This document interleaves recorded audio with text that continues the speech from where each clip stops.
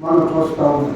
కనుక చివరికి ప్రభువు చెప్పమన్న మాట ఏంటంటే, మేము చేయవలసినది ఏదో చేశాము, మేము నిష్ప్రయోజకులము అని చెప్పమాట. మనం ప్రార్థన చేస్తూ ఉన్నాం. ప్రార్థన అనేది చేస్తూ ఉన్నప్పుడు, ప్రార్థన చేస్తున్నప్పుడు కార్యాలు జరుగుతున్నాయి, ఆశ్చర్యాలు, అద్భుతాలు, స్వస్థతలు జరుగుతూ ఉన్నాయి. కానీ ఎప్పుడైనా సరే మనము నేను ప్రార్థన చేశాను, లేదా నేను ప్రార్థన చేస్తూ ఉన్నాను, కొంతమందికి స్వస్థతలు జరిగినాయి, కొంతమంది స్వస్థపడ్డారు, కొంతమందికి పిల్లలు కలిగారు, కొంతమందికి వ్యాధులు తగినాయి, కొంతమందికి బలహీనతలు పోయినాయి, అనారోగ్యము పోయింది. అయినను నేను చేయవలసినదే చేశాను కానీ నేను నిష్ప్రయోజకుడను అని నేను అనుకుంటున్నాను. నేను చేయవలసింది ఇంకా చేయలేకపోతున్నాననే బాధ అనేది ఉంది. నేను ఇప్పుడు కూడా నిష్ప్రయోజకుడైన సేవకుడినైనా నేను అనుకుంటున్నాను. దేవుడు ప్రార్థించగా అద్భుతాలు చేశారు, ఆశ్చర్యాలు చేశారు, స్వస్థతలు చేశారు, మహత్కార్యాలు చేశారు. అనేక మంది విషయాలలో దేవుడు అద్భుత కార్యాలు చేశారు. ఎందుకంటే డాక్టర్లు ఈ వ్యక్తి బ్రతకలేడు, ఈమె బ్రతకలేదు, ఇక ఈమె చనిపోతుంది, ఈమెకి భూమి మీద ఇక అవకాశం లేదు అని అన్నవారు సైతం కూడా దేవుడు వెళ్ళి ప్రార్థన చేసి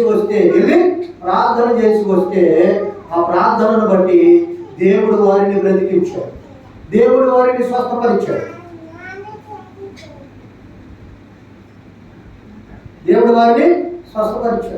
తేలపురంలో ఒక ఆయన షుగర్ వచ్చింది, ఆయనకి ఫుల్గా ఉంది, 400-500 ఉంటాయి.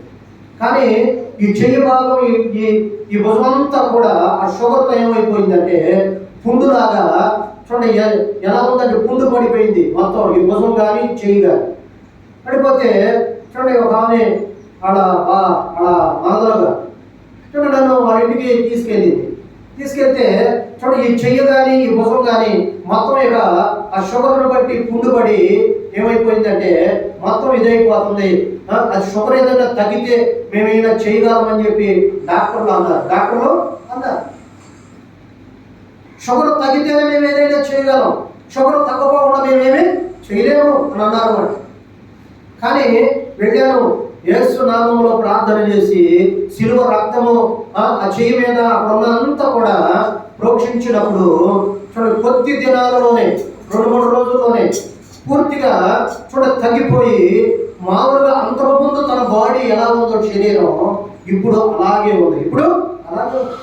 దేవుడు పూర్తిగా సంపూర్ణమైన స్వస్థతనిచ్చాడు. వ్యక్తికి సంపూర్ణమైన స్వస్థతను ఆయన పొందాడు. సంపూర్ణమైన స్వస్థత పొందినా సరే కొంతమంది లోబడిన వారు, కొంతమంది వినని వారు, కొంతమంది వాక్యములకు లోబడిన వారు, కొంతమంది దేవుడు చేసిన అద్భుతాలు కానీ ఆశ్చర్యాలు కానీ చూస్తున్నారు, వింటున్నారు, చవి చూస్తున్నారు కానీ వారు పొందుకుంటున్నారు. కానీ దేవునికి లోబడిన వారు దేవుడు పెట్టారా?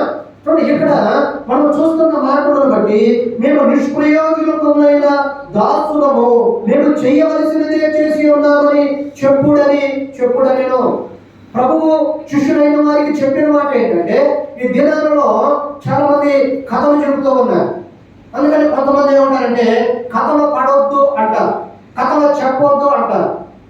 కానీ మరి కథలు చెప్పేవారి మాట ఎక్కువగా వింటారు. కథలు చెప్పేవారికి